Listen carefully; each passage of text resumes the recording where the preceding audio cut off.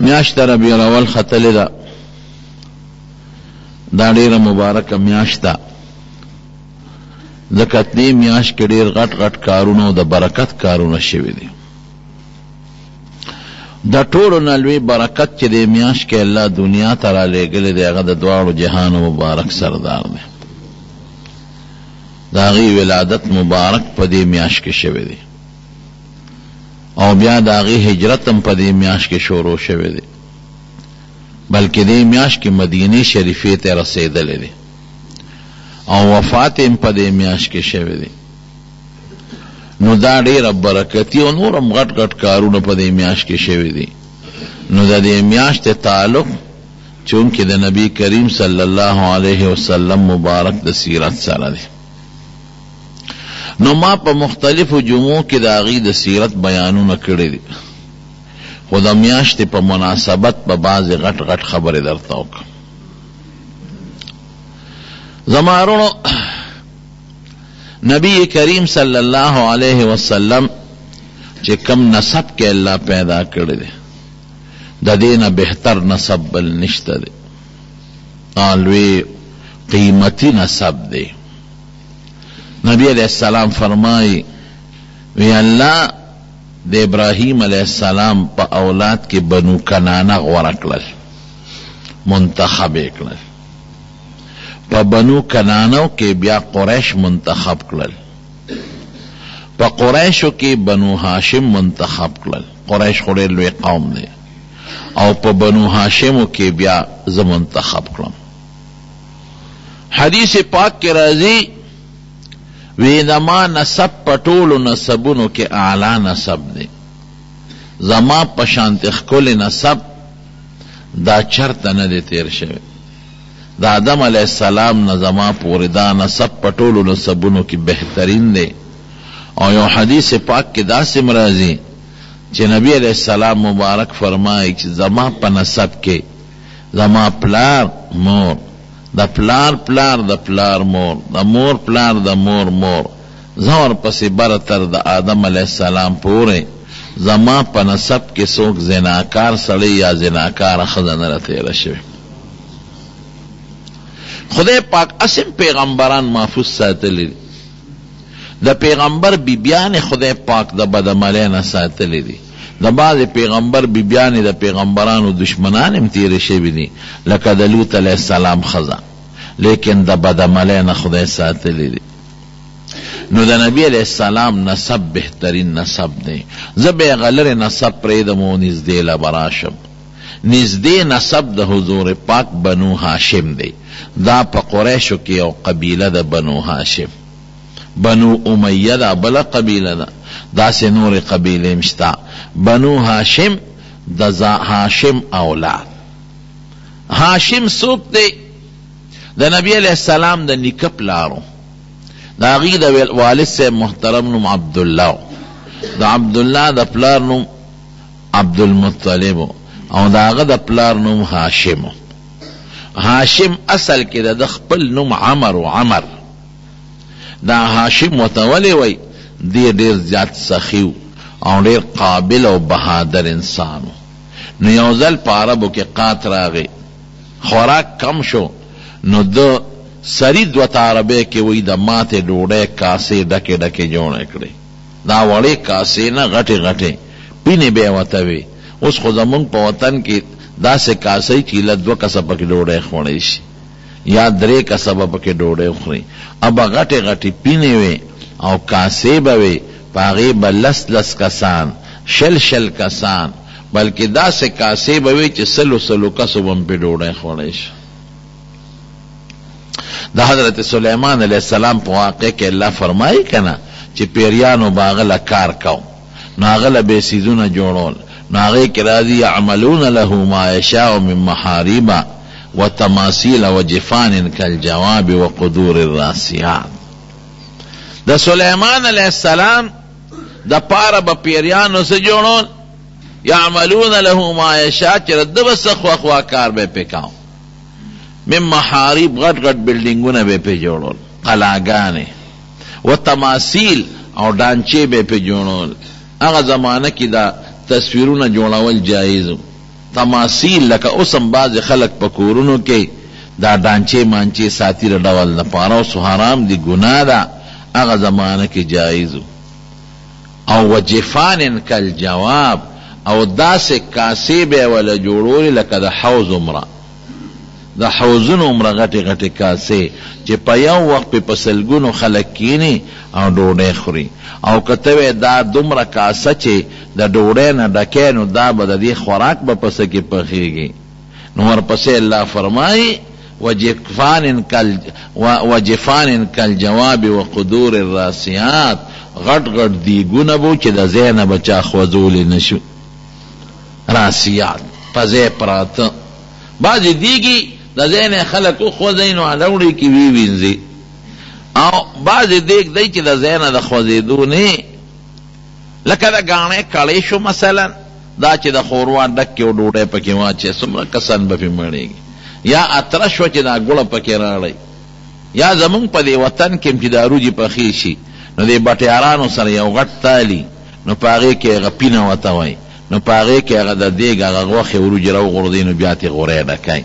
نو داسې غټې غټې کاسې به وي خلکو کره، سخیان خلک وو. زمونږ د وطن په شان شومپړه خلک نو. اوس خو چې میلمه څوک ووینې نو زر غوندې نرې ټوخي وکړي او مخ پټ کړي او په دروازه وردننه شي. او چې میلمه ورته وروډوي ماشوم ته وایي ورشه ورته وایه چې کور نشته دی. نو ماشوم وایي بابا مې وایي چې هغه کور نشته دی. یا خو اعلانه شي. اگر چې نن سبا د موبایل نه څوک پټېدی هم نه شي، داسې سرغوړلې شی راوتی دی. نو هغه سخیان خلکو. نو هاشم ډېر زیات سخي و. نو چې قات راغې په عربو کې نو د غټې پینې جوړې کړې اوښانې یې لال کړل او د هغې غوښې پخې کړې او په هغه غټو کاسو کې واچولو ډوډۍ پکې چوري کړه او خلکو ته یې ویې راشئ دا ډوډۍ خورئ. نو هاشم هغه چاته وایي چې څوک ډوډۍ چوري کوي. دا زمونږ چوري نه ګورئ، دا خلکو چې پې د خور او لور د حق نه ځان خلاص کړی دی او ګوړه پکې واچوي او ډوډۍ چوري چوري کړي او زبس دا د خور لور حق دی. ځمکه کې ولاق نه ورکوي او نه په کور کې ورکوي او په چورۍ دا چوري نه، دې ته هم چوري ځکه وایي چې دا وړه شوې ده. نو ډوډۍ وړه وړه کړه. هاشم یو شی رکوټې کوونکی او ماتوونکي ته وایي. نو خپل نوم یې عمر، نو د هاشم په نوم باندې مشهور شو. نو خلق ته خوشحاله سخی خلق. السخی قریب من الله و قریب من الناس. نبی علیہ السلام فرمایي چې کوم سړی سخی وي دې خدای ته هم نږدې دی او خلکو ته هم نږدې دی. خلکو ته په دې نږدې دی چې څوک ته نفرت نه کوي، هر سړی ورته خوشحالي مجلس ته. ډوډۍ چوري کړه او په خلکو یې خوړه. دومره سخي سړی و، د ده رسخه اندازه واورئ چې په مزدلفه کې حاجیانو خدمت د دې په غاړه. نو په مزدلفه کې چې څومره حاجیانو په مزدلفه کې، نو ده به دې ټولو اوښانه لالولو ډوډۍ به یې ورکوله. او د شپې او عرفات ته چې به څوک لاړل نو په عرفات کې به یې ځان له دیګونه باندې کړي نو خلکو له به یې ډوډۍ ورکوله. او په مینا کې چې به حاجیان کله دیرو نو هغې له به یې ډوډۍ ورکوله. او د بار نه چې به څوک مسافر رالل نو هغې له به یې ډوډۍ ورکوله. داسې عجیبه سړی او ډېر خشته ښکلی انسان او نوجوانو. تاسو اندازه د دې نه ولګوئ چې د هرقل د روم بادشاه هغه ته چې کله پته ولګېده چې مکه کې یو هلک دی او ډېر زیات هوښیار دی او ډېر قابل او ډېر سخي او بهادر انسان دی، نو هغه د پسې استازی راولېږه. وی ته خو ډېر قابل سړی، ستا پوی او قابلیت ما ته راورسېد. دې دومره قابل و چې په هغه زمانه کې به خلکو قافلې لوټ کولې، ځای په ځای به ډاکوانو او اجرتي قاتلان به او قافله به په امن نشوه رسېدی چې قافله به تله نو دې ډاکوانو به په حمله وکړه خو به پیاده سفر وي او غرونه به نو ټوله قافله به یې لوټ کړه، په لکونو سامان به یې د قافلې نه یوړه. نو د سفارتي نظام جوړ کړ. لومبي د سفارت نظام دا سفیران چې ورته وایي دا د هاشم جوړ کړ. کم عمره کې ګورې عمر یې دومره کم دی، زه درته وایم دی چې مړ دی غریب د 15 کالو په عمر کې مړ دی. اندازه ولګوئ چې دغې وخت به څونه عمر یا د 18 یا د 18 یا د 20 لږ بږ عمر به. نو سفارتي نظام یې جوړ کړ.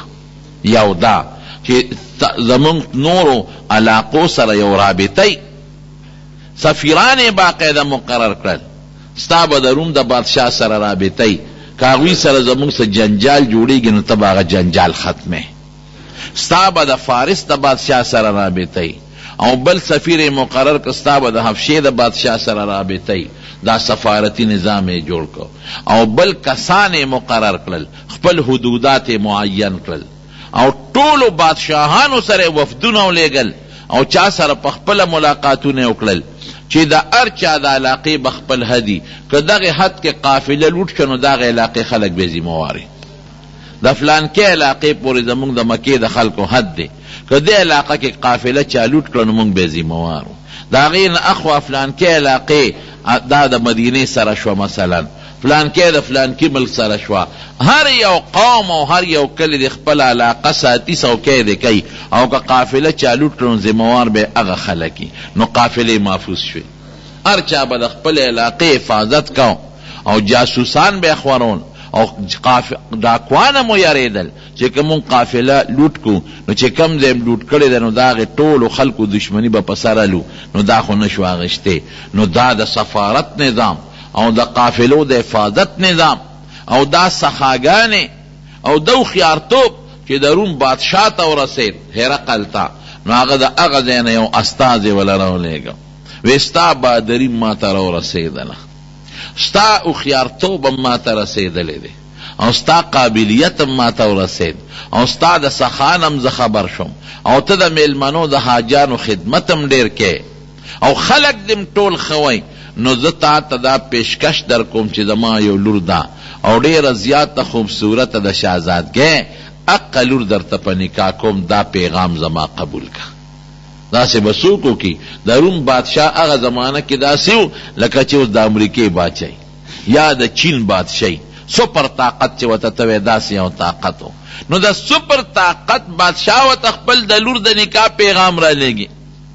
حضرت هاشم هغه پیغام رد کړ، وی نه زه د عربو نه بار ښځه نه کوم، ځکه عرب خو یو قوم او د عربو یو خپل ځان له خصوصیتو، نو زما بچی به بیا عجم بشي، عجمیان بشي، نو زه به ښځه په عربو به کوم چې زما وروستو نسب هم د عربو اعلی نسب پاتې شي او خپل قوم کې به کوم چې زما وروستو لاندې خپل قومي بچی پاتې شي او د بار نسب زما په اولاد کې خلط نشي.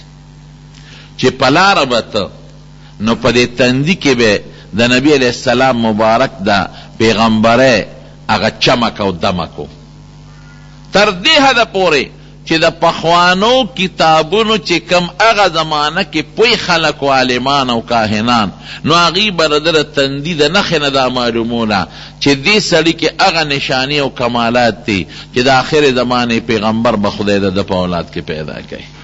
دا نښې نښانې تر دې حده پورې چې سیرت ابن هشام هم لیکلی دی او نور علما هم لیکلی دی چې د بني اسرائیلو لویو لویو عالمانو له به دې په مخه ورغی، نو هغوی به د ده تندې ښکول او لاسونه به یې ښکولول او بعضې کاهنانو نجومیانو به ورته سجده کوله، وی دا ډېر مبارک انسان دی، د ده تندي نه چمک ځي، د نبوت چمک تی ځي، نو هغه آخر زمانه پیغمبر به د اولاد کې پیدا کیږي. نو بني اسرائیلو به سجدې ورته کولې او لاسونه تندي به یې وله ښکلول.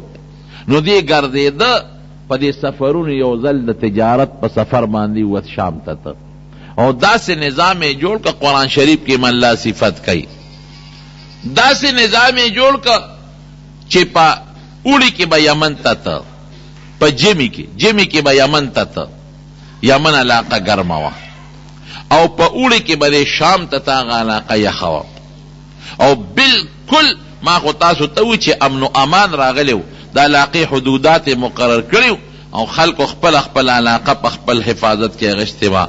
نو قرآن شریف کې الله د هغې صفت کوي، لإیلاف قریش ایلافهم رحلة الشتاء والصيف فلیعبدوا رب هذا البیت الذي اطعمهم من جوع وآمنهم من خوف. چې تاسو باندې خدای داسې پرزونه در کړې ده چې د اوړي سفر هم درته آسان کړی دی. دا د نبی علیہ السلام زمانه کې کافرانو ته، دا د هاشم د برکت.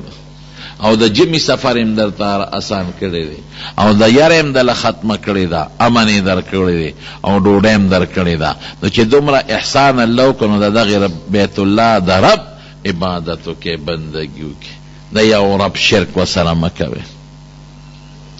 نو دی یو سفر کې لاړ، د شام په سفر. نو چې په شام په سفر لاړ او واپس راته مدینه منوره په علاقه را تیر شو. نو د مدینې دی خو به قافلې وي، یو ځای به یې دمه کوله، څو ورځې بلکې میاشت به یو ځای کې تېروله. نو مدینې منورې بازار کې ګرځېده، نو په یو جینۍ نظر ولګېد. جینۍ ډېره زیاته خوبصورت او خشته وه، ښکلې وه. نو ده دې ورته ودرېد. نو هغه جینۍ په بازار کې سودا کوله. نو دې ورنږدې شو، غوږ یې وله کېښود، د هغه جینۍ خبرې واورېدې. نو چې خبرې واورېدې نو د انسان پته لګي د خبرو نه چې دا قمقل دی او که د هوښیار دی. نو دی خو په خپل هوښیار انسانو. نو د هغې جینۍ د خبرو نه اندازه واخیسته چې دا خو ډېره قابله ده او هوښیاره ده او په تجارت هم پوهېږي او دا جینۍ خو ډېره خوبصورته ده. نو فوراً خپلو ملګرو کې د قافلې وی د دې جینۍ نوم معلوم کې او کور یې معلوم کې او اندازه ولګوئ که دا جینۍ چاله په نکاح نه ورکړې نو دې سره زه نکاح کول غواړم. لته یې پرېوته. حالانکه په مکه کې په شلګونو خلکو دا پیغامات و چې د مونږ تاله لور په نکاح درکو. ځکه په نوجوانۍ کې چې دومره هوښیارتوب او عقل خدای چاله ورکړي نو خلک بیا او مالدار مي د دنیا او خان او ګډه چیلې نو خلک هم داسې انسان له خپله لور ورکوي. او چې خشتمي نو ښکلې و، هوښیارو، قابلو، مالدارو او څه ورته ویل کېږي سخي. نو د مکې خلکو پیغامات ورکول. خو د ویې نه صبر وکړئ، زه به وروسته واده کوم. هغه جینۍ خوښه شوه، د هغې نوم سلما او د پلار نوم یې عمر، سلما بنت عمر. او په مدینه کې یو مضبوط خاندان و بنو النجار ورته وایي. دا د هغې خاندان سره تعلق یې لري، د عربو یو قیمتي خاندان. نو ده چې پیغام ولېږه نو هغې چاله په نکاح نه ورکړې، نو هغې سره یې واده وکړو. او چې څنګه یې واده وکړ، د واده یو څو میاشتې تېرې شوې نو دا هاشم غریب هلته وفات شو، مړ شو. غریب د 15 کالو په عمر کې مړ شو. او یو بچی پیدا شوی و. د هغه بچی چې څنګه د هغه ښځې سلمانه بچی پیدا شو نو په سر کې سپین ویښته نو نوم یې خلق ورته شیبه نوم کېښود او دم وله شیبه نوم خوښ کړ. شیبه هغه چاته وایي چې ویښتې سپینې په سر کې سپین ویښتو پیدا شي نو شیبه نوم یې وله کېښود. د خپل نوم سو عمر او ډوډۍ چوره کوله نو هاشم ډوډۍ چوره کوونکي ته وایي په هغه نوم مشهور شو په دې لقب. او دا چې کم بچی پیدا شو نو هغه شیبه نوم کېښود. چې شیبه نوم یې وله کېښود نو دی غریب مړ شو او په مدینه منوره کې دفن شو. نو قافله راله مکې ته. نو چې مکې ته څنګه قافله راله نو رده قوم ته الوي چې دغه ته هغه هاشم خو وفات شو. ولې؟ بس ناجوړه شو، هلته یې ښځه وکړه او بچی هم پیدا شو او بیا ناجوړه شو مړ شو، هلته هم دفن کړه. نو د ده ورورو د هغه نوم متولب هغه لاړ ودرېږه وایي زه معلومات کوم چې دا خبر رښتیا ده او که دروغ ده. هسې نه دی قافلې والا چېته وجلي نه په لاره. نو دی لاړ مدینې منورې ته دا متولب د دې هاشم د ورور. نو چې هلته لاړ او هلته معلومات واخیستل نو خبره ټیک وه. خلکو ورته وایي چې بلکل بیمار شو او ستاسو د قافلې خلکو یې د تیمارداري وکړه، د بیمارۍ علاج او خدمت یې وله وکړو، خو بس تقدیر کې پوره وه نو مړ شو او موږ دلته ښخ کړی دی، قبر یې ورته وښو. وی څوک دی؟ وی دغه ماشوم بچی دی. ښځه خو بس چې هغه مړ شو بس پردی شوه که عدت نه پس ښځه خو لاړه پردی شوه. او دقه یو ماشوم بچی دی او رده نوم شیبه دی. نو د عربو دستور به ده چې ښځې به خاوند مړ شو نو بل خاوند به یې کو او بچی به د ښځې نه کېده بچی به د پلار د قوم کېده. نو دی مطلب دغه ماشوم بچی چې شیبه نومو هغه ځان سره په اوښ باندې کېناو او مکې مکرمې ته راوست. چې مکې ته رالل نو سفر والي و جامې ډېرې زیاتې خیرنې وې، د دم خیرنې وې د دې مطلب. او دا شیبه چې دا کم رواره د هاشم بچی د هغه جامې خیرنې وې، دوړې پیلوتې وې. نو دله چا تپوس کوي دا ماشوم د سره څوک دی؟ نو دی پې شرمېده که زه ویم چې دا مې رواره دی، وی بچې ښه داسې خیرن خچن او داسې ښه جامې، ستاسو خو ډېر لوی قوم دی داسې جامې. نو د خولې نه دا وختل، وی دا زما مرۍ دی، مرۍ مې اغوښتې دی. عبدالمطلب، مطلب د ده نوم د هاشم درور. نو رواره یې دا کېده، وی دا زما غلام دی، عبد غلام ته وی، مرئی ته وی، دا ما مرئی دی. نو خلق وی عبدالمطلب، وی مطلب ځان سره د مدینې نه یو مرئی راوستی دی عبدالمطلب. نو نوم د شیبه ختم شو، نوم خو خپل شیبه دی او په هغه نوم یې څوک نه پیژني. لکه د هاشم نوم عمر دی، خلق ورته هاشم وی، د ده نوم شیبه و، هغه نوم یې بس خلقو کې رک شو او په عبدالمطلب باندې مشهور شو. نو چې کور ته دننه که نو وی لمبه و پاکې که خشته که او خشته ښکلې جامې ورته واچولې او بار یې راوویسته. وی هلکه تا خو وی دا زما غلام دی، غلام څوک داسې ساتي؟ وی نه دا زما د مړ رور د هاشم بچی دی. ما هسې وی چې دا مې غلام دی. خو عربو کې به بیا په لقبونو خلک مشهورېدل، نو په عبدالمطلب باندې مشهور شو. نو د هاشم د بچي نوم عبدالمطلب شو، د نبی علیہ السلام چې کوم خپل نیکه دی. دا عبدالمطلب لویده دلم خدای کمالات ورکړل. داسې کمالات دله خدای ورکړل چې د هاشم کم کار وا به کاو، د حاجانو خدمت، د بار نه به چې مسافر مکې ته رالل د هغې خدمت او صحابه کول، دیم ډېر سخي او بلا سامان ورته خانداني پاتې و، اوښان او ګډې چیلې او د غټ تاجر مو پیسه م ورسره ډېره وه. نو لګیا دی حقه د پلار سیسټم چلی، خو هغسې خو نشي کولی، خو هغې ته ورنږدې دی. نو جناب اوس ده باندې خدای احسان کوي، چونکې نبی کریم صلی الله علیه وسلم دنیا ته تشریف راوړی، نو د هغه نه مخکې خدای بعضې نښې ښکاره کوي. دا د حضور پاک برکت دی. لکه رونو زرت یو مثال در کوم، نور چې راخیږي د هغې نه مخکې دا پلوشې خورې شي که نه شي؟ دا د سبا رڼا خو د ورځې د دې نور پلوشه ده. نور یوه نیمه ګنټه پس راخیږي او سبا یوه نیمه ګنټه مخکې ښکاره شي، یو ګنټه 20 منټه، یو ګنټه 25 منټه، یوه نیمه ګنټه یا 15 پاوه مخکې دلته کې یو لوی شغله ښکاره شي، فجر کاذب ورته وایي. دا د سبا مقدمه ده، د نور مقدمه ده چې ورپسې نور را روان.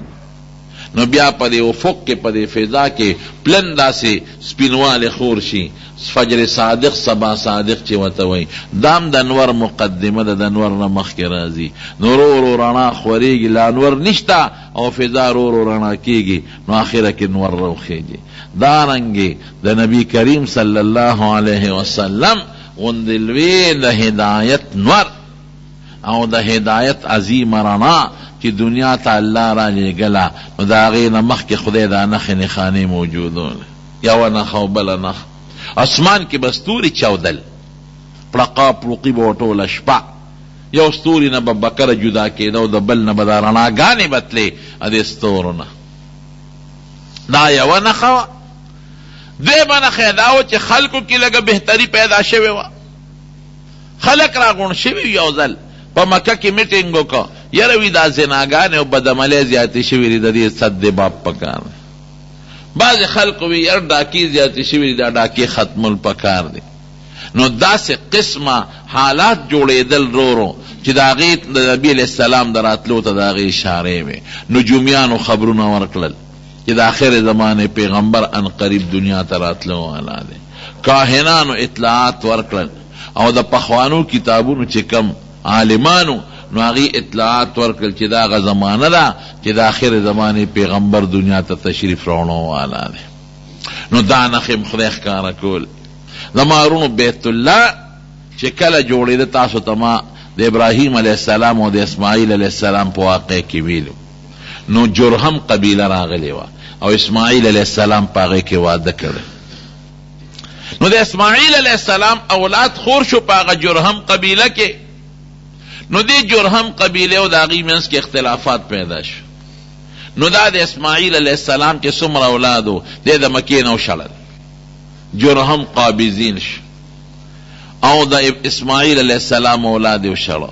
نو دې جرهم به ظلم کو، زیاتې به کو، ځکه بیت الله له خو به خلک د بار نه راتلل، د هغې عظمت خو د خلکو په اړه کې و. نو دوی به په خلکو څیزونه هم ګران خرڅول او زیاتي به هم ورسره کول.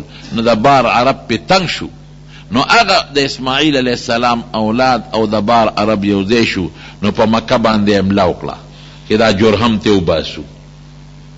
نو دې جرهم قبیلې د زمزم کوی بند که، وی چې دی خو په مونږ حمله کوي، خو دلته به دا اوبو ورته بندې کړو، دی به بیا سس کی.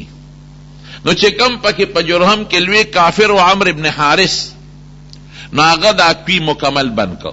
او د بیت الله کې چې کم خلکو نظرونه راوړي او صدقې یې راوړی وي، سره زر، سپین زر او هغې کې هیرې او جواهرات، دا به خلکو راوړل د بیت الله ته.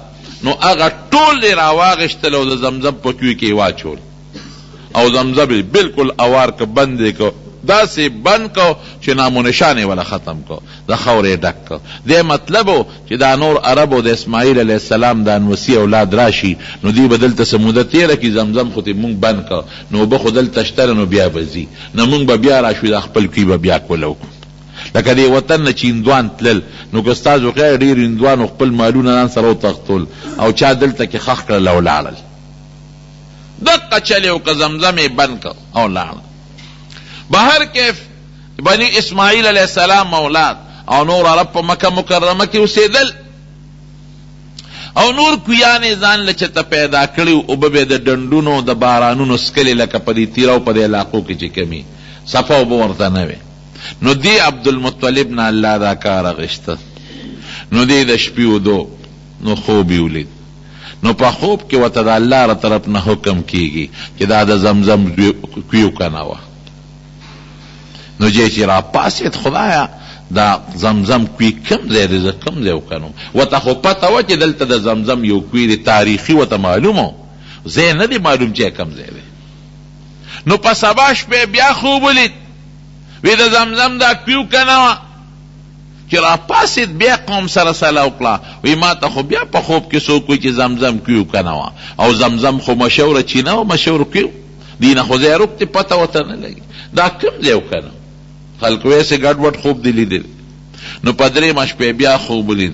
نو بیا ورته د الله له طرف نه حکم کېږي چې دا د فرشتې په ذریعه چې دا کوی دی وکنوه. نو دی ورته په خوب کې وی چې زه کوم ځای وکنوم، ما ته ځای وښایه. نو دوه بوتان یې ورته یاد کړل، وی دوه بوتانو په منځ کې یو ځای دی، او وی چې کوم ځای قارغه مخوکه سبا ښکته کړي نو دقه ځای دی. نو دی زر راغی او یو زوی و حارس هغه ځان سره راوست، ای بچی راشه اندازه لګوه چې قارغه به کوم دی ټونګه وی. نو د هغې دواړو بوتانو په منځ کې قارغه ټونګه وواله، او قارغه د بره نه راغی او کېناست او ټونګې وواله او بیا والوت. به دې زر لاړل هغه ځای کې نښه واچوله. دې عبدالمطلب او دې زوی حارس کودی شروع کړه. د مکې خلکو مخالفت وکړه، وی نه نه دا بیت الله خو د ټولو د شریکې ځای دی، او ته څنګه دلته کودی کې، او مونږ ته جومات خرابې، دا خو زمونږ د مانځه او د عبادت ځای دی. دوی ګوره ما ته خوب کې 3 ځله ویلې شوي دي، وی نه ستا خوب له څه دلیل نشته. ده به خوب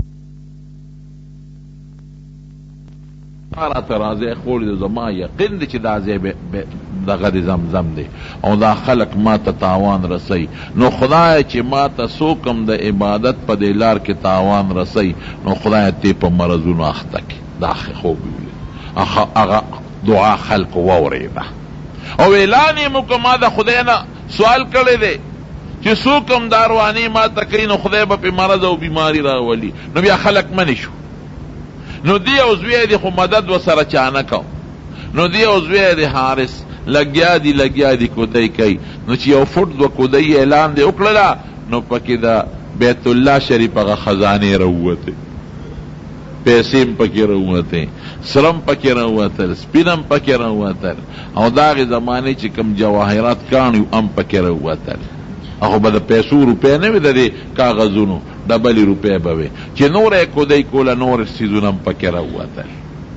بس خوشحال شو چی خلقو قتل خلقم پوشو چی واقعی اگا زمزم خدا ٹک تی دی سڑی سر خواسی منگ ظلم کو بیا وطا خلقی منگ دا سر مدد کوئی نو تو ما سر مدد نکوی موس پری دے نو چی لگ لان دے لان آلان کی مکہ کی اوبکم دی او چی اوبپا کی پدی نن سبا پا مشینانو وی او روباسی ما نو 300 پوٹا کی لان دی اوبدی اغم ترخی اوبدی نو چی او 100 پوٹے نور او کناو نو خشتخ کلی اوبپا کی روتے نو چی لگی نورم او کناو نو چینو نورم جوشوا او چی بیو چاتے کلیویس کلی نو آغا خواگی علام زیدار زمزم اوبا نو دا زمزم دا کوی دا کنستلو توفیق پروردگار دا رسول اللہ مبارک نکل عبدالمطلب لور دا لوی کار خیر خدای دا دن آوازشتا یعنی پاربو کی خونور دا دنیا خلق مالدارانم پکی دینا دا علاوو او اخیارانم پکیو او دا قومیت خاوندانم پکیو لیکن دا کار رب العالمین دا حضور پاک دا خاندان ناغشتا نو دا زمزم کوی او کنو خمد ادار او خشتا نو صفاو بروتی نو دا خلقو پزلکی را دا قیدت پیدا شو علکا واقعی دا خودیر پاک خاندان دے آشم سونا خسر پاکو او دی بیا سنگ پاک انسان دے او مبارک انسان دے او نن خوچی چالا سوک ڈوڑے ورکینو اسی مسلمین چی کم سڑی چالا سشی ورکی دا خلقو سرمین نو دب امدا چلکاو حاجانو لبے ڈوڑے ورکونا مسافرو لبے ڈوڑے ورکولا او اوبے والا را پیدا کرے او بخب نن سبا لوی نعمت دے لوی نعمت دا اوبون بل کم دے لوی سیز دے اوبا چینی سبکے دا دا غرونو دا منگ دا وطن خلق دا ڈنڈو نو بس کی باران چیوشو ناغا پا یو جوول کی راجہ مشیبی یو لوی ہاؤس کے ناغی کی سپین متیازے کی او خرم پکی کئی او مجبوری دا دا سمسوکے پکی و دا چنجی پکی وی او بیا پا منگو کی تی اوبا چی او اغا اوبو باندے کپڑا چولی چی چنجی پکی لاندے نزی دا غریبانانو دا غدسکو بل انتظام نہیں دا قصد مکی دا خلقو دا اوبو انتظام نو خشتخ کل مدیدار زمزم اوبا او دا زمزم اوبا سونا برکتی و قیمتی اوبا دی دا ردی دا برکت نا خدای را پیدا کلی نو باس قبضم پی دا دیو لگے دا دا حضور پاک دا خاندان دا عبدالمطلب ویو بزمون گدی خرسو بینا مفتو کیس کے خو انتظام بزمون گئی بورقب والا زاخلم رسیب والا زاخلم دا روخکو بندوبس پی زمون گئی تاسو با گوتے نوارونے گیر چا پیرے تی سبیلونا جوڑ کل او دا اولاد بلگیو دا عبدالمطلب او اوبا بیرستلے او اغا بے پا سبیلونو کیا چولے و خلقو با کورون تمونے رو پخکلو بمسکلے نو دے سرے دا خلقو پا نظر کے نور میزت زیاد شد خدای والا سوالے کڑے و خدای تا بی پروردگار مالا گن زامن راکی نو دا مختلف خضو نخضی گنے بی لس زامن والا خدای پاک ورد یو زوی دقا و دقا حارس بل زوی حضرت حمزہ رضی اللہ تعالی عنہ دے بل زوی حضرت عباس رضی اللہ تعالی عنہ دے او بل زوی دا نبی علیہ السلام مبارک محترم والد عبداللہ دے بل زوی دے بل زوی ابو لہبو بل زوی ابو طالب دے او سنور گن زامنو لس بچیے پورا شو دے او منختا کڑے وقت اللہ وی کمال دے لس زامن راکل لس نو یو با پاکستا پنو ملالو داغ زمانہ کی یو رواجون اس مننا اللہ لوم نو چھ لسم زوی پیدا شو نو زشپی خوب لید خوب کی وطا سوک حکم کئی چھ نظر دی پورا کا نظر پورا کا اوفی بے نظری نظر پورا کا نو دی خوب پوشو چھ سار پاسی جو گڑے لال کو خیرات دی پا دوی مشپا بیا خوب لید بے نظر دی پورا کا منختا نو چھ پاسید نو غوی لالکلا او غیر خیرات کو پٹولو خلق بے گوخاو خانا نو پدری مش پہ بیا خوب بلید کہ نظر دی پورا کا نو یو او خیرا وستا غیر لال کو پا خلق بے خانا نو پسلونا مش پہ بیا خوب بلید کہ نظر دی پورا کا نو خلقو تیوی چید سوکم دے سر سوکم نو تا څه منښته کړې وه؟ وی ما دا کړې وه چې زه به په دې خپلو بچو کې یو لالم چې لس خدای راکړي، نو په اوښانو نه خلاصېږو زه به دا چل کې. وی کم یو پکې لال کم، لس واړه بچي ځان ته کېنو. فیصله په دې شوې قراندازي به پکې وکړو. نو چې قراندازي پکې وکړه نو قره د نبی علیہ السلام د محترم والد د عبدالله په سر راوخت. نو د خویندې وې هغوی چغې جوړې کړې وې نه دی بنا لاله، ځکه دی دقه یو کسو، نور به دوه د یو مورو، دی د مور نه یو کسو، دی بنا لاله. نو عبدالله هم ډېر بهادر، خویندو ته نه بچې دا خو د ما دپاره ډېر لوی عزت دی چې د خدای په نوم زه حلال شم، زه غاړه بسته. عبدالله ډېر خشته او ښکلی تر دې حده پورې بعضې علما لیکي دومره خشته او ښکلی چې 200 جینکې په مکه مکرمه کې په د میانې وې. یو وی زه به ورسره نکاح کوم، بل وی زه به ورسره نکاح کوم، بل وی زه به ورسره نکاح کوم. 200 جینکې په عشقانې وې، دومره خوبصورت او خشته ښکلی چې خدای د پیغمبر علیه السلام د پلاروالی دپاره منتخب کړي نو ښکلی به ولیني، خشته او مزیدار. نو د مکې خلکو هم چغې جوړې کړې، هجوم یې جوړ کړ، وی نه دا هلک په نه لالی ښکلی انسان سره او چې شریف انساني نو د خلکو مینه او محبت مې د مکې د خلکو سره بې انتها مینه وه. نو ده مشوره وکړه چې زه څه وکړم. نو یو هوښیار سړی و مغیرې نوم و، هغه راغی او د عبدالمطلب ته ووی وی زه راته یو چل ښیم. وی داسې وکړه چې په دې مکه کې یو کاهنه ده، د پخوانو کتابونو عالمه ده، هغې سره مشوره وکړه. نو دی لاړ عبدالمطلب هغې سره مشوره وکړه. نو هغې ته تپوس وکړو وی تاسو کې دیت څومره دی چې څوک په خطا سړی مړ کي او د هغې دیت ورکوي؟ وی 10 خان. وی داسې وکړه چې ته یو چل وکړه 10 خان راوله، نو په دې زوی دی او په هغه باندې قراندازي واچوه.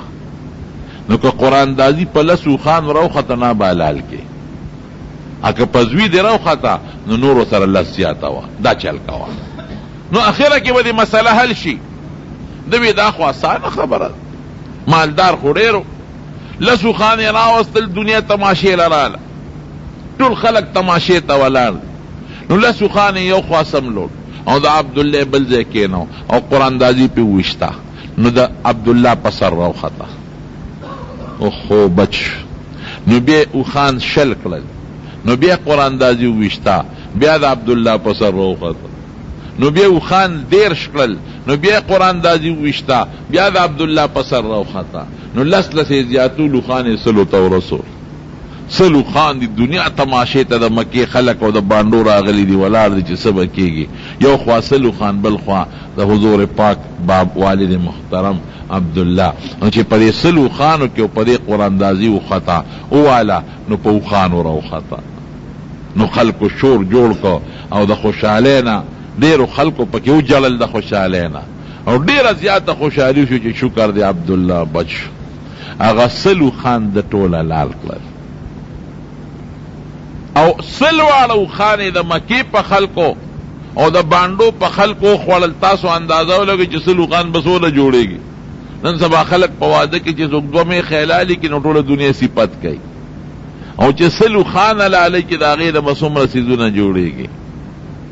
یو ځل نبی کریم صلی الله علیه وسلم ناستو، حضرت معاویه رضی الله عنه رضی حدیث راوی دی. نو یو باندیسی راغی، نو باندیسیان خو به د آدابو نه پوره خبر نو حضور پاک له آواز ورکاو یا ابن الذبیحین، اے د 2 علال شو زویا. نو رسول الله مبارک او خندل، مسکی شو، په دې خبره خوشاله شو. نو حضرت معاویه رضی الله عنه دې تپوس کوي، وی دا الله رسول دا تا ته ابن الذبیحین چې دو یو ته په خوشاله شوي، د دې څه مطلب؟ وی او د هغې 2 کسانو زویم نو سیم چې کوم د خدای په نوم حلالېدو ته تیار شوي.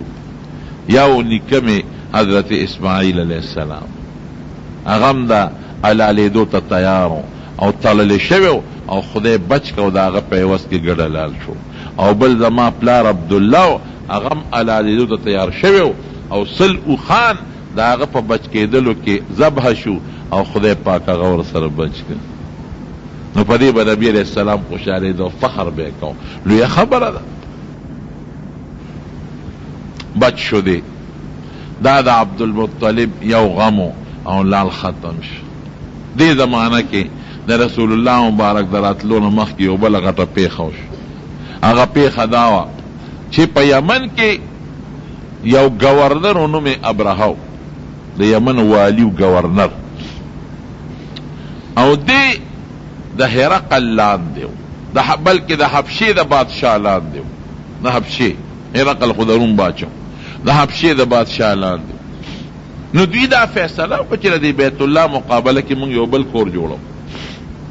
نو په یمن کې یو بل کور جوړ کړ او هغې له کعبه نوم کېښود او خلقو ته یې وی هغه مکې ته مه ځئ، هغې کعبې ته دلته راځئ، دلته عبادت کوئ. دې کې خو ډېر لویې زرې مبادله کېږي او بلا پیسې را جمع کېږي. اوس مکې ته چې خلک دي د مکې د خلکو څیزونه خرڅېږي، د هغوی تجارتونه کېږي، د هغوی کورونه خلک په کرۍ باندې نیسي، بلا پیسه خلک دلته نه یوسي په مکه کې یې پرېږدي. نو دا لویه فایده ده. نو هغه وی چې دا په بازارونه لګي مونږ ته به فایده وي، نو بس هلته کور جوړ که بیت الله. مونږ زه ورته بیت الله مونږ ته یې تعبیر کوو، کعبه به یې ورته وی دا دلته کې جوړوم د مکې په مقابله کې او خلکو ته دلته راځي عبادت، له حج عمرې ته دلته راځي. هغه جناب چې هغه شی یې جوړ کړ نو په عربو بده ولګېده چې ښځه مونږ د کعبې مقابله کې د کعبه جوړه کړه. نو دې نه یو څو کسان لاړل، نو هغوی ورننوتل د شپې او په کعبه کې ورته لوی اودس ماتې وکړه. چې لوی اودس ماتې وکړه او بلکې خوا کې بیا دوی پاتې کېدل یو قافله د عربو، نو هغوی هلته کې اور بلو، نو هغوی نه شغله لاړه هغه کعبې له د هغوی، نو هغه هم پې وسودېده. هغه ابرهه ګورنر غوسه شو، وی ښه دې عربو زمونږ کعبه وسوځوله، اله به ډوډۍ خورم، اله به صبرېږم چې تر څو مې دې کعبه نې روانه کړي. لوی لښکر یې را روان کړ، د اتیانو لښکر، 12 اتیانو، څوک زیات هم یادوي. دا لښکر یې را روان کړ او ډېر لوی دنیا ځان سره را روانه کړه او د بیت الله د روانولو په غرض را روان شو. خلک چې په پلاره به دا لښکر لیده نو دې خو جوش کې مو، نو عرب یریدل. نو د طائف په علاقه راغی، نو طائف خلکو ته وی ما ته د مکې لاره ښایه، کم ځای د عربو بیت الله شابه ښایه راته. نو هغوی ورته ځان پټ کو. یو سړی ابو رغال په بخاري شریف کې یو اشاره مولا راځي، هغې ورته وښوی صیب د ابو رغال به راسره لاړ شي. هغه تیار شو، زه راته لاره ښیم. نو چې هغه څنګه راوړید ابو رغال، نو هغه په لاره کې خدای مردار کړ،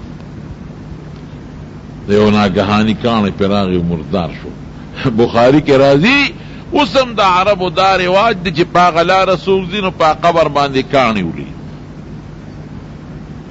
نو دوی چې رالل په ډېر جوش کې را روان دي، د طائف نه راکوز شو. نو دې ابرهه اعلان وکړ، وی د عربو د مکې د خلکو چې څومره ګډې چیلې څاروي وینې نو هغه رانیسئ، ابه زمونږ غنیمتي، او که کم غلام او مرئي په ګوتو درغې نو هم رانیسئ، ابه زمونږ غلام او مرئي. نو لومبي اوښان چې په ګوتو ورل 200 اوښان، دا د نبي علیه السلام د تره د عبدالمطلب په ګوتو ورل، هغې قبضه کړه. دلته عبدالمطلب خو مشر د مکې د خلکو، نو دوی ټول دته راغون شو. ورته یې وی باباجي څوک، دا خو لوی لښکر را روان او ستا 200 اوښان هم خبر شو، غلام ترې راوتښتېد، بیا 200 اوښان دې ونیول او د نورو خلکو چې څه په ګوتو ورځي نیسي او اتیان دي او لوی لښکر او ځان سره بلا سامان د بیت الله د نړولو را روان کړی. عبدالمطلب ډېر هوښیار و، هغه وی داسې کار دی چې زه ورځم او زه د سره ملاقات کوم، بیا به خبرې کوم. نو عبدالمطلب نیغ ورغی، چې ورغی دله خو خدای یو وجاهت ورکړ، مخوریز و، خشته و، ښکلی. نو ابرهه دغه ځای کې اوس په خپل تخت ناست دی، یو ځای کې قیام کوي، دمه کوي. چې دی عبدالمطلب ته وکتل نو د هغه په زړه کې عظمت پیدا شو. خو دا مبارک بابا، دا ښکلی خشته وجود او دا خشته مخ او دا خشته شکل دا لا څوک دی؟ نو چې ورنږدې شو خلک ورته وی صاحب دا د عربو مشر دی. اوهو دله خو زه متاثر شوم. نو دا ابرهه بدماشو لوی گورنرو او د خپل تخت نه راکوز شو او د ته سر ښکته کو ستړي مشي ورسره او ځان سره اوچت که خپل تخت ته. وی بابا څنګه راغلی؟ وی زما 200 خان تا نیولي دی هغې پسې راغلی. اوهو ابرهه ورته بابا هوښیار نه، ما خو یې ته ډېر زیات هوښیار یې، ما خو چې توري پړک کې مې ستا ډېر لوی قدر پیدا شو او ما فیصله وکړه که ته ما ته وایې چې دا بیت الله مروانه وه نو زه به ستا دا خبره منم واپس به ځم. نو د خدای د کور د بیت الله یعنې د خپل بیت الله د کعبې غږ نه کوي اوښان غواړئ؟ دا خو ته ساده نه او ته څه وایي؟ وایي زه د اوښانو مالک یم او الله د بیت الله مالک دی. ما له خپل اوښان راکړه زه د هغې مالک یم او د بیت الله مالک الله دی د کعبې. اپېش او کار یې پېش ګیروانه ولا کار څه ورسره کې اوښان یې ولا ورکړل. چې راغی خلکو ته یې ویې داسې مهرباني وکړه ډېر لوی لښکر دی او طاقت یې نه شی لرلی، مکه ورته خالي کړئ او خپل سامانونه بار وباسئ. دوی به راشي بیت الله بروان کې موږ بیا جوړ هېڅ خبره نه دی جنګ ورسره نه شو کولی. او امکان دی د الله نه امید لرم چې خدای پاک د بیت الله حفاظت وکړي. خو خیر مکه خالي کې د مکې خلک بار ووتل، نورو قبیلو ته او بانډو ته لاړل او مکې ورته خالي کړه. او دا ابرهه چې د لښکر سره را روانو چې کوم مشر اتیو د هغه نوم محمود و محمود دی څاروله به هم نومونه ایښودل لکه اوس چې خلک چرګانو او سپو له نومونه ایږدي. هغه اتي چې څنګه راغی نو هغه مخکې نته کېناست نو دوی وهه نته. نو چې بیا اوچت که مخ یې وله داسې کړ نو هلته روان شو. چې بیا یې وله دی بیت الله ته مخکې بیا نه راته، چې بیا چې بل طرف ته بیا وله مخ کوه خوا به ته او دې خوا به نه راته. رب العالمین د جدید د دریاب د طرف نه د توتکرو په شانتې بابیل واړه مارغان نه اوچت کړل. هر یو سره 3 کاڼ یو په مخوکه کې یو په یو پنجه کې او بل په بل پنجه کې او بره رالل او حمله وکړه د ابرهه په لښکر او یو کاڼ به راویشته او د انسان په دا سر کې به ننوتېده او په خېټه کې به یې ته او لاندې به ترې پرېوتېده. ټول مردار شو. الم تر کیف فعل ربک باصحاب الفیل الم یجعل کیدهم فی تدلیل وارسل علیهم طیرا ابابیل ترمیهم بحجارة من سجیل فجعلهم كعصف مأکول. په قطقانو یې ویشتل. سجیل دا قطقانې چې ورته به وایو د ده ګوټونه یې د دې قطقانو که نه نو دا پوره بنده خوږی. نو پوره د هغه ځای نه یې پې ډرون حملې وکړې او په یو توتکري به 3 ډرون حملې کولې او 3 کسان به یې مردارول. نو چې دی به سورو دی به مردار شو او لاندې نه به څاروي مردار شو. ټول خدای پاک مردار کړل او دی بچ شو پکې د ابرهه. دیو تښتېده د سره الله څه وکړل؟ دی داسې شو چې په د خدای پاک ننکې دانې راوختې نو په نیمه لاره کې د څاروي نه پرېوت کوز شو او داسې سپېره شو چې اندامونه یې ټوټې ټوټې یو بل نه جدا شو.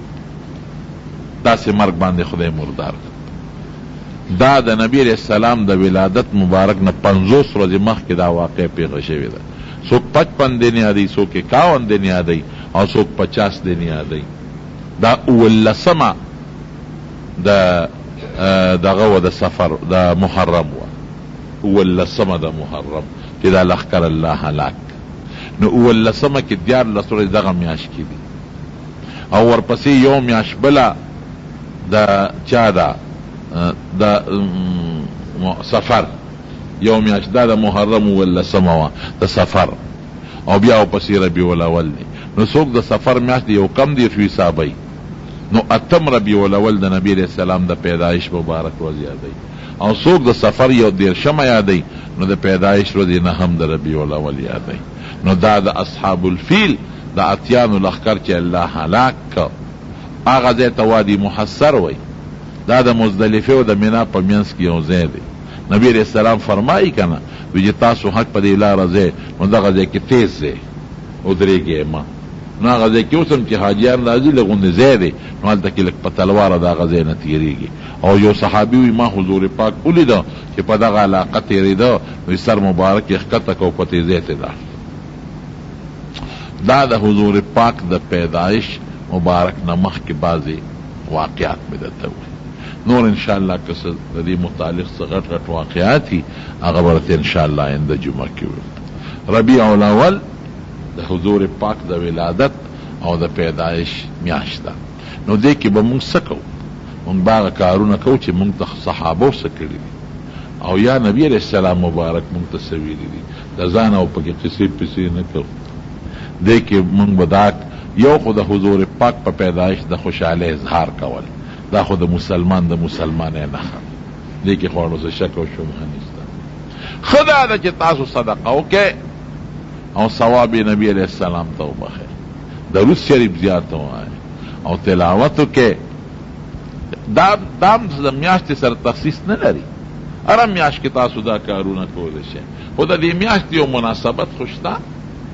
درود شریف پکې ډېر ووایئ، تلاوت پکې کوئ، نفلونه کوئ، صدقې کوئ او د هغې ثواب نبی علیہ السلام ته بخئ.